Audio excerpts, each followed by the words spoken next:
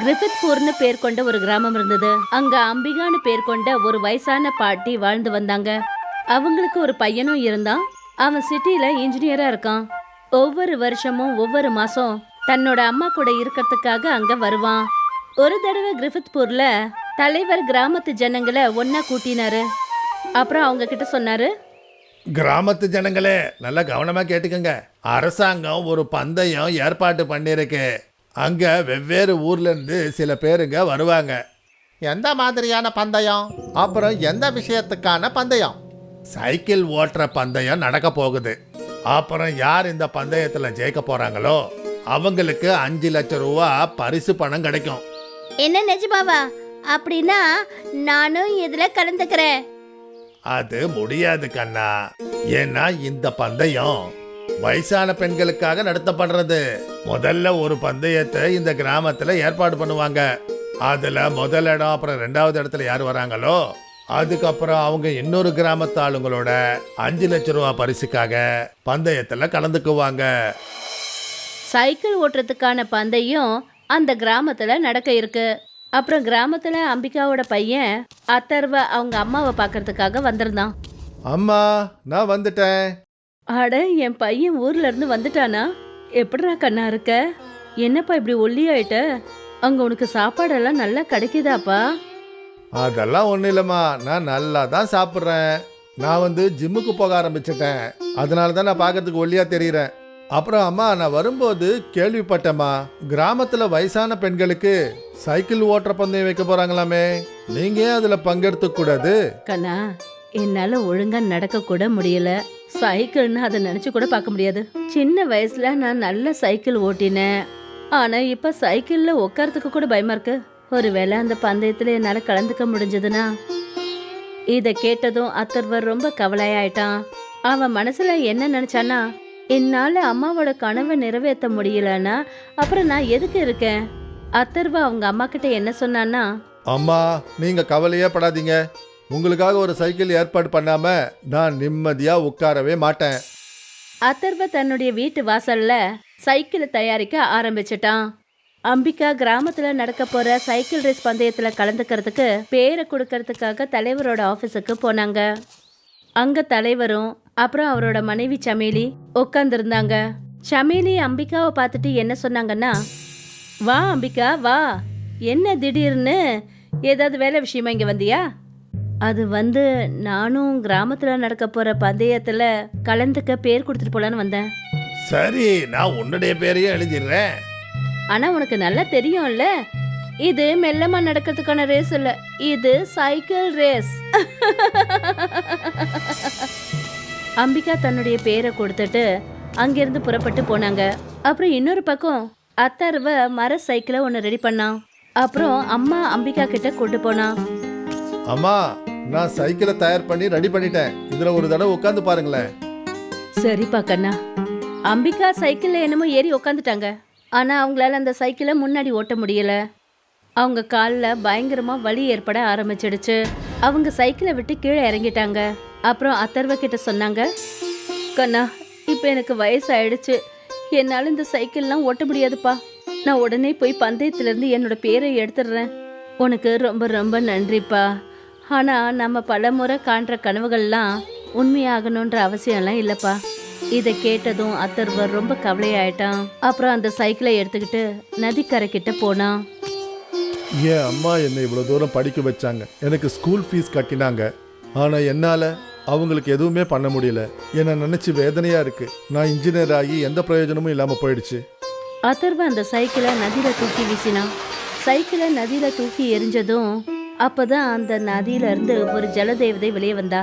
அவளோட தலையில அடிபட்டுடுச்சு. அவ கோபத்துல தான் வெளியே வந்தா. எவன்டா அவன் தண்ணியில சைக்கிளை தூக்கி எரிஞ்சது? எங்க முன்னாடி வா. உங்க முன்னாடி தான் நிற்கிறேன். தயவு செஞ்சு என்னை மன்னிச்சிடுங்க. எதுக்கு நான் உன்னை மன்னிக்கணும்? உன்னை நான் சும்மா விட போறது இல்ல. அத்தர்வ அழ ஆரம்பிச்சிட்டான். ஓய் அண்ணா, ஏய் ஓய், இப்போ எதுக்கு இந்த அழுக? நான் சும்மா தான்ப்பா உன்னை அப்படி சொன்னேன். உன்னை நான் எதுவும் பண்ண மாட்டேன். என்ன பிரச்சனை அதை என்கிட்ட சொல்லு. அத்தர்வ எல்லா விஷயங்களையும் அந்த தேவதை கிட்ட சொன்னான். தத்தரினா, இதுக்கு தான் நீ இப்படி அழுதியா? இரு, இப்பவே உனக்கு நான் உதவி செய்றேன். தேவதை தண்ணீருக்கு அடியில போனா. அவ சைக்கிளை வெளியே கொண்டு வந்தா. ஆனா இந்த முறை சைக்கிள் அப்படியே மீனை போல இருந்தது. அத பார்த்துட்டு அதர்வ சொன்னா, சகோதரி, இந்த சைக்கிள் என்னோட இல்ல. இந்த சைக்கிள் ஒரு மாய சைக்கிள், அப்படியே ஸ்பெஷல் சைக்கிள். இதுல உட்கார்ந்தா போதும், அப்படியே துள்ளி குதிச்சு ஓடும், அப்படியே ஜுர்னு போகும். இதை எடுத்துட்டு போ, இத உன் அம்மா கிட்ட கொடு, நான் கிளம்புறேன். இப்படி சொல்லிட்டு அந்த தேவதை அங்கிருந்து போயிட்டா. அதர்வ அந்த சைக்கிளை தன்னோட வீட்டுக்கு கொண்டு வந்தான். வீட்டுக்கு போனதும் அதர்வ தன்னோட அம்மாவை வெளியில கூப்பிட்டான். அம்பிகா அந்த மீன் சைக்கிளை பார்த்துட்டு அப்படியே ஆச்சரியப்பட்டு நின்னாங்க. என்னப்பா அதர்வ, இந்த சைக்கிள் பார்க்கறதுக்கு ரொம்ப வித்தியாசமா இருக்கு. அம்மா, இந்த சைக்கிளில் உட்காந்து பாருங்களேன். அம்பிகா அந்த சைக்கிள் கிட்ட போய் அந்த சைக்கிள் மேல உட்கார்ந்தாங்க. சைக்கிளை ஓட்ட ஆரம்பிச்சாங்க. அந்த சைக்கிள் நல்லா வேகமா ஓட ஆரம்பிச்சது. அடேங்கப்பா கண்ணா, இந்த மீன் சைக்கிள் ரொம்பவே அற்புதமா இருக்கு. இதோட வேகம் சொல்லவே முடியலப்போ. இப்ப எனக்குள்ள ஒரு தன்னம்பிக்கை வந்துடுச்சு. அதாவது என்னால இந்த பந்தயத்துல கலந்துக்க முடியும். அதர்வுக்கு தன்னுடைய அம்மா சைக்கிள் ஓட்டுறத பார்த்ததும் ரொம்ப சந்தோஷம். கிராமத்துல சைக்கிள் ஓட்டுற பந்தயத்துக்கான நாளும் வந்துடுச்சு. அந்த பந்தயத்துல தலைவரோட மனைவி சமேலியும் பங்கெடுக்கிறாங்க. அம்பிகா அவங்களோட சைக்கிள் கிட்ட வந்ததுமே சமேலி சிரிக்க ஆரம்பிச்சாங்க. அப்புறம் அம்பிகா கிட்ட சொல்றாங்க, அட என்ன இது, நீ மீன் மேல உட்காந்து வந்திருக்க. இது மீன் சைக்கிள் சமேலி, இது ரொம்பவே நல்ல சைக்கிள். ஜெயிக்க போறது என்னமோ நான் தான். அதுக்கப்புறம் அரசாங்கம் ஏற்பாடு பண்ற சைக்கிள் பந்தயத்துல கலந்துப்பேன். அது மட்டும் இல்ல, 5 லட்சத்தையும் ஜெயிச்சுக்கிட்டு வருவேன். பந்தயம் ஆரம்பமாச்சு. 1 2 3. துப்பாக்கி சத்தத்தை கேட்டதும் எல்லாரும் சைக்கிள் ஓட்ட ஆரம்பிச்சாங்க. அம்பிகாவோட மீன் சைக்கிள் எல்லாத்தையும் விட ஃபாஸ்டா ஓடுச்சு. அப்புறம் அம்பிகாவுக்கு பின்னாடி தன் உயிரை கொடுத்து சமேலி சைக்கிளை ஓட்டிட்டு வந்தா. அட, இவ வேகமால சைக்கிள் ஓட்டிட்டு போறா. அம்பிகா சைக்கிள் ஓட்ட பந்தயத்துல ஜெயிச்சுட்டாங்க.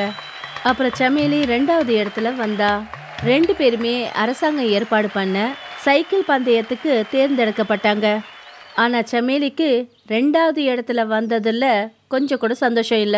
அவ வீட்டுக்கு போனதும் தன்னுடைய புருஷன் தலைவர்கிட்ட என்ன சொன்னான்னா, இங்க பாருங்க, என்னால 2வதெல்லாம் வர முடியாது.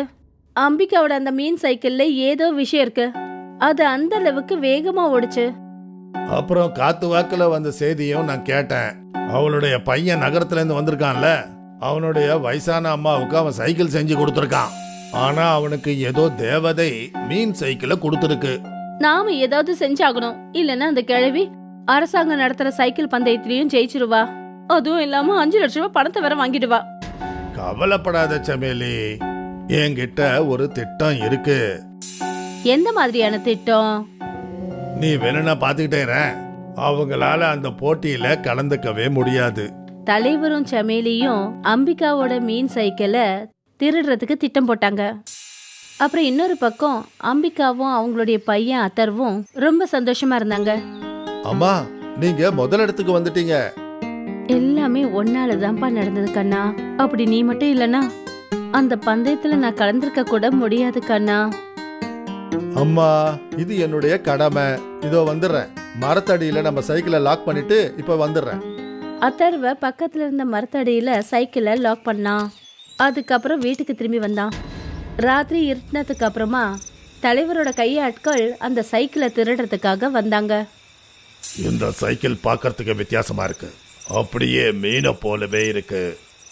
அதனால தான் போல இருக்கு தலைவர் இதை திருட சொல்லி அனுப்பியிருக்காரு. சரி, சீக்கிரமா அதோடைய பூட்டை உட, தூக்கிட்டு போயிடலாம். அவங்கள ஒருத்தர் அந்த பூட்டை திறக்கிறதுக்காக சைக்கிளை தொட்ட உடனே அவனுக்கு கரண்ட் ஷாக் அடிச்சிருச்சு. அப்புறம் அவன் சத்தம் போட்டு கத்தினான். அட, எதுக்காகடா இந்த மாதிரி கத்துற? இப்ப எல்லாருக்கும் தெரியணுமா நீ என்ன முதல் தடவையா திருடுற? அடுத்த ரவுடியும் அந்த சைக்கிளை திருடுறதுக்கு அந்த சைக்கிளோட பூட்டை தொடும்போது அதே மாதிரி அவனுக்கும் கரண்ட் ஷாக் அடிச்சிருச்சு. இப்போ உனக்கு புரிஞ்சுதா நான் எதுக்காக கத்தினேன்னு? 2 பேரும் அடிச்சு புடிச்சு அந்த இடத்த விட்டு ஓடினாங்க. காலையில விடிஞ்சதும் தலைவரோட வீட்டுக்கு போனாங்க. அங்க தலைவரும் சமேலியும் அவங்களுக்காக காத்துட்டு இருந்தாங்க. அந்த ரவுடிங்க தலைவர்கிட்டயும் சமையலிக்கிட்டயும் நடந்த விஷயங்களை சொன்னாங்க. தலைவர் பயங்கரமா யோசிக்க ஆரம்பிச்சிட்டாரு. அது எப்படி சாத்தியமாகும்? அந்த சைக்கிள்ல நிச்சயமா ஏதோ ஒரு மாயம் இருக்கு. சைக்கிளை தொட தான் முடியாது, ஆனா அந்த மரத்தை அப்படியே எரிச்சிடலாம்ல. சமேலின்னா சமேலி தான், ஒன்னு அடிச்சுக்க யாருமே இல்லை. ராத்திரி இருட்ட உடனே தலைவரும் சமேலியும் அம்பிகாவோட வீட்டு வாசலுக்கு வந்தாங்க. அவங்க பார்த்தாங்க, அங்க மீன் சைக்கிள் அந்த மரத்தோட பூட்டு போடப்பட்டிருந்தது. தலைவர் தன்னோட கையில பெட்ரோலும் மனைவி அவளோட கையில தீப்பந்தத்தையும் எடுத்துட்டு வந்தாங்க. கணவர் ஐயா, அந்த மரத்துல பெட்ரோலை ஊத்துங்க. இதோ இப்பவே ஊத்துறேன். தலைவர் அந்த மரத்துல பெட்ரோலை ஊத்தினாரு. எரியறத அணைச்சிட்டா கொதிக்கிறது தானா அடங்கிடும். சமேலி அந்த மரத்துக்கு நெருப்பு வைக்க போகும்போது அந்த இடத்துக்கு தேவதை வந்துட்டா. ஆனா என்ன இது? இல்ல இல்ல, இந்த வேலையெல்லாம் செய்யக்கூடாது அக்கா. உனக்கு கொஞ்சம் கூட வெக்கங்கிறது இல்லையா? யோ தலைவரே, உனக்கு என்ன ரொம்ப குதூகலமா இருக்குதா? இரு, உன்னுடைய திமிரை இப்பவே அடக்குறேன், இரு.